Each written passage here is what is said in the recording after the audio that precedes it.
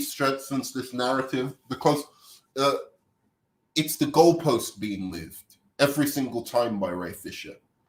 First, it was Josh Whedon. Jeff Johns just enabled him.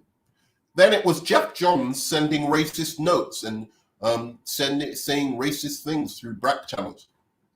Then it was Jeff Johns. We're going to focus on Jeff Johns. Every tweet is going to be about Jeff Johns. Okay, wait a second. No. But there's actually two bigger guys now. I forget that one of their names. Emmerich, the guy Emmerich, who's one of the producers. Then he starts focusing on him. But it doesn't really work with Emmerich because he wasn't, really there. But I've got to somehow weave, Emmerich into this because he was not for the Zack Snyder vision of this movie. He didn't like it. Then, even further, he starts going after Walter Amado, a person of color, no less, calling him, saying he's the most dangerous type of enabler. More dangerous even than Jeff Johns. Wait a second. What did he do? He defended his friend.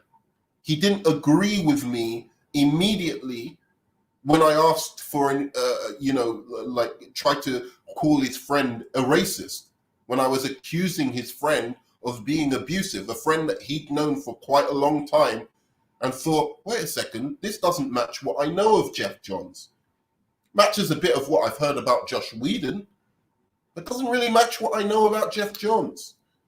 So he tries to defend him. That's enough for Ray Fisher to call him a dangerous enabler. Now, you take all of this into account. He's going after Emmerich. He's going after Walter Hamada. He's going after Jeff Johns. He's going after,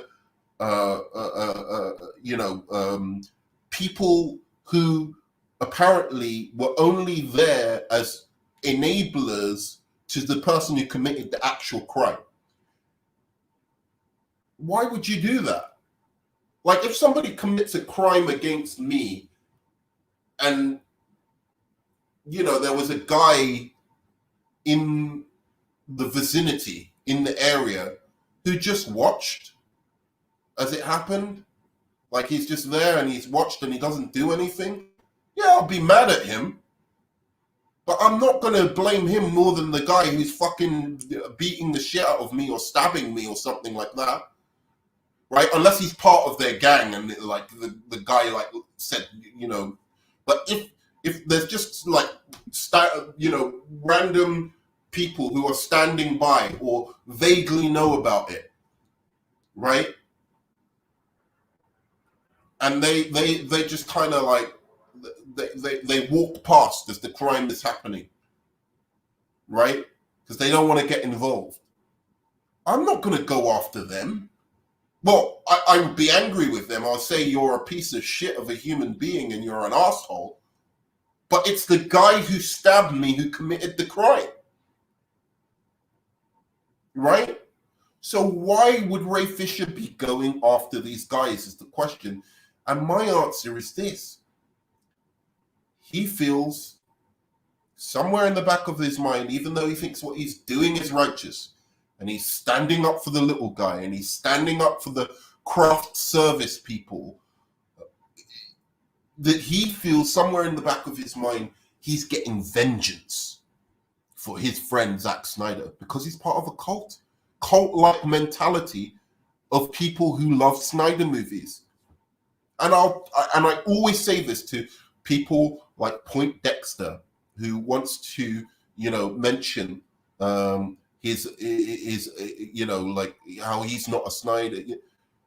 Tell me this: if Ray Fisher made similar accusations against Zack Snyder, the Zack Snyder that everyone knows and loves, with all of his great movies that he's given us, like Watchmen, like Dawn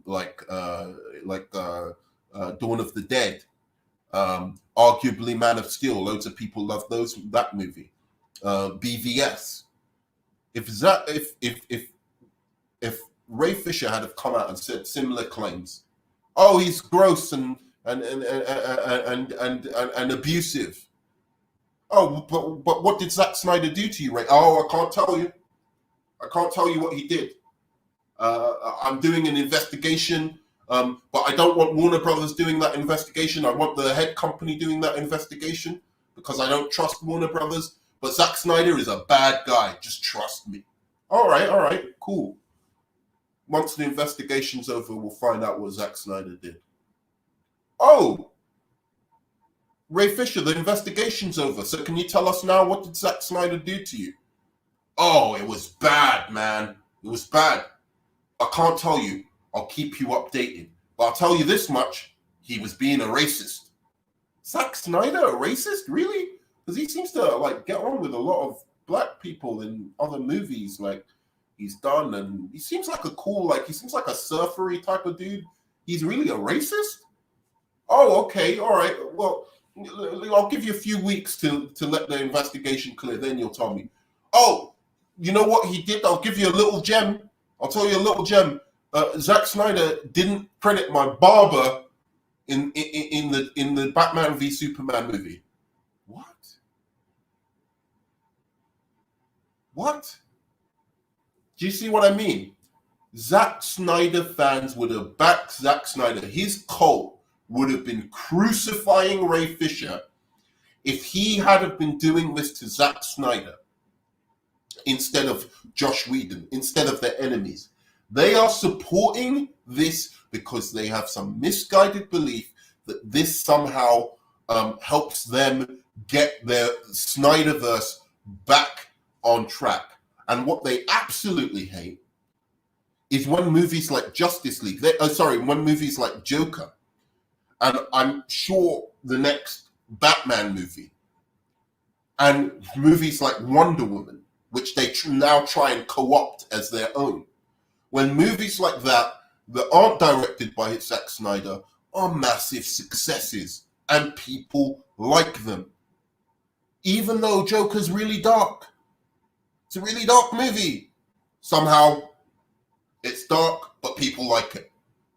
It's a $1 billion movie. Why is that?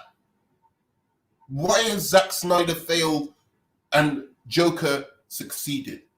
That's the question these Snyder fans need to start asking themselves.